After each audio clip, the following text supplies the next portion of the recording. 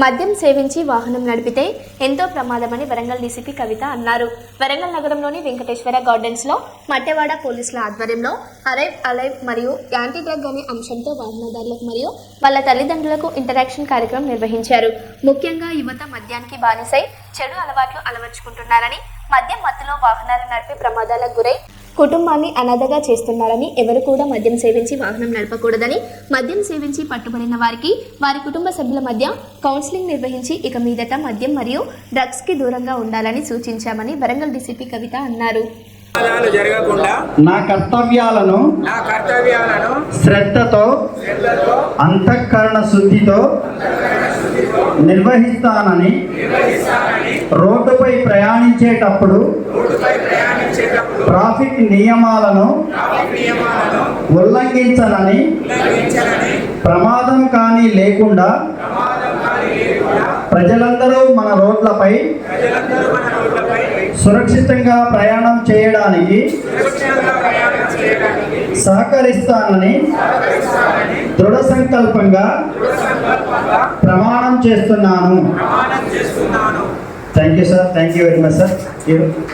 ఈరోజు ఈ కార్యక్రమానికి అరైవ్ అలైవ్ అనే కార్యక్రమానికి 2024లో మన కమిషనరేట్ 497 మంది యాక్టివ్ జరిపారు. ఆ సంవత్సరం మర్డర్ కేసు 40 మాత్రమే.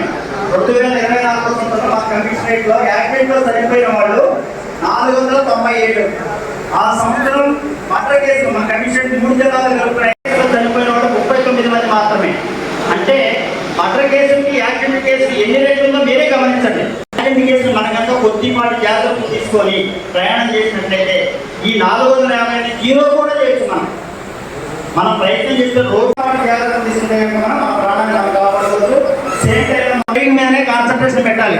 ఇంటికాడ పిల్లలు ఏమైపోతున్నారో, వాడు అప్పిస్తాడో లేదో, తీసుకున్న బాధ్యత దూరం. 100% ప్రమాదం జరగకూడదు అంటే కనుక ఖచ్చితంగా కాన్సన్ట్రేషన్ పెట్టి ఇలాంటి అవగాహన కార్యక్రమం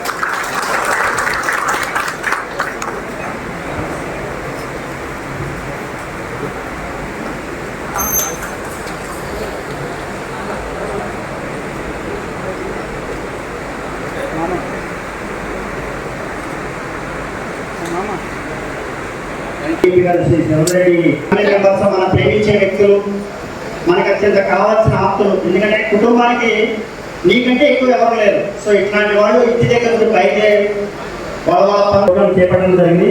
ఇది కాకుండానే రాష్ట్ర వ్యాప్తంగా మనకి నేషనల్ రోడ్ సేఫ్టీ మంత్ జనవరి 1 నుంచి జనవరి 30 స్టూడెంట్స్ ఉపయోగిస్తారు, ఆటో వాళ్ళు ఉపయోగిస్తారు, 2 వీలర్స్ వాళ్ళు ఉపయోగిస్తారు, 4 వీలర్స్ వాళ్ళు ఉపయోగిస్తారు, అందరూ ఉపయోగిస్తారు.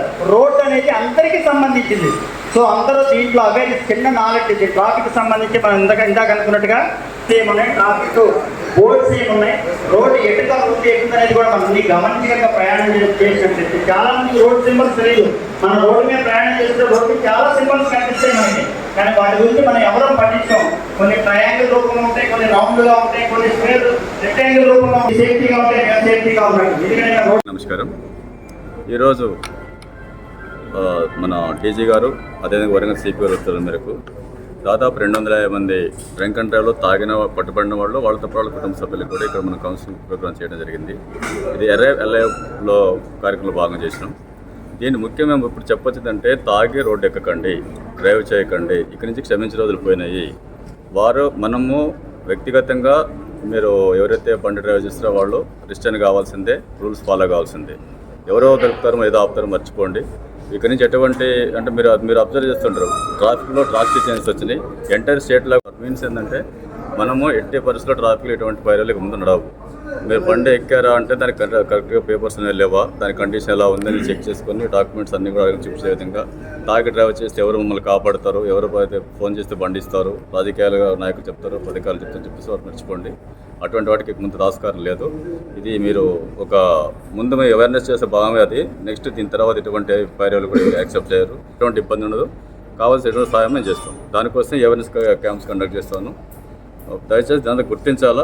ప్రతి మనిషి కూడా దాన్ని ఒక వ్యక్తిగత స్వీయ నియంత్రణలో బండి నడిపితే ఎటువంటి యాక్చువల్గా బాధ్యతగా ప్రవర్తించాలని చెప్పేసి నేను కోరుతాను. Thank you.